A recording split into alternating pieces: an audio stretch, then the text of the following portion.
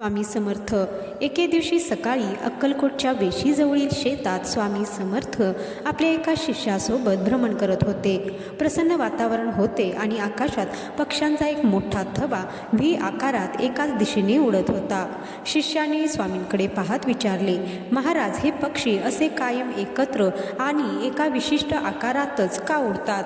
प्रत्येकाने आपल्या मर्जीने एकट्याने उडाले तर काय हरकत आहे? स्वामी थोडा वेळ शांत राहून पक्ष्यांच्या थव्याकडे पाहू लागले आणि म्हणाले, अरे बाळा, निसर्गाची ही लीला विनाकारण नाही. हे पक्षी हजारो मैलांचा प्रवास करतात.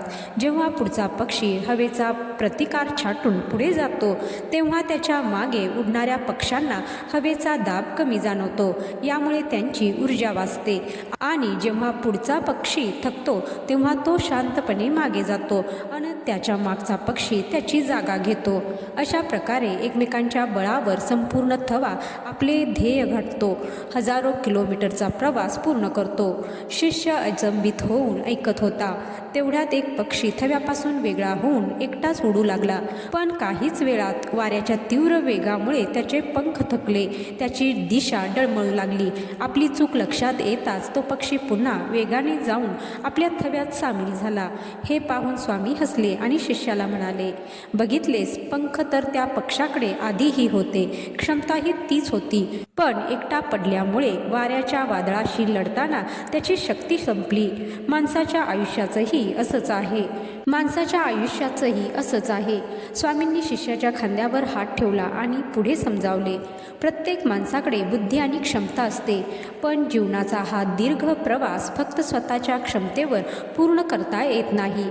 त्यासाठी कुटुंबाची, मित्रांची आणि समाजाची साथ लागते. जेव्हा तू समूहात असतोस तेव्हा तू इतरांचे दुःख आणि भार हलका करतोस, तर कधी थकलेल्या प्रसंगी इतर तुला आधार देतात. आपल्या सोबतचा कुणी माणूस अचानक दूर गेला किंवा संघर्षात एकटा पडला तर त्याला दोष देऊन सोडून देऊ नये. त्याला प्रेमाने आणि विश्वासाने पुन्हा सोबत घेतले पाहिजे. एकटा माणूस कदाचित थोडे अंतर वेगाने कापेल, पण सर्वांना सोबत घेऊन जाणारा माणूस जीवन जिंकतो. शिष्याचे डोळे उघडले. त्याला समजले की जीवनाचे खरे सौंदर्य मी या अहंकारात नसून आपण या एकत्रितपणामध्ये आहे. तर मंडळी, या कथेचा बोध हाच की नैसर्गिक नियम हाच आहे की पक्षी जसा एकटा तर उडू शकतो, पण तोच थव्याने अधिक दूर आणि सुरक्षित, अधिक सक्षमपणे प्रवास करू शकतो. माणसाचंही तसंच आहे. एकट्यानं यश मिळवता येईल, पण आयुष्य जिंकण्यासाठी अखेर माणसं लागतात. म्हणून कोणालाही मागे राहू देऊ नका. हे कायम लक्षात ठेवा. जय श्री स्वामी समर्थ.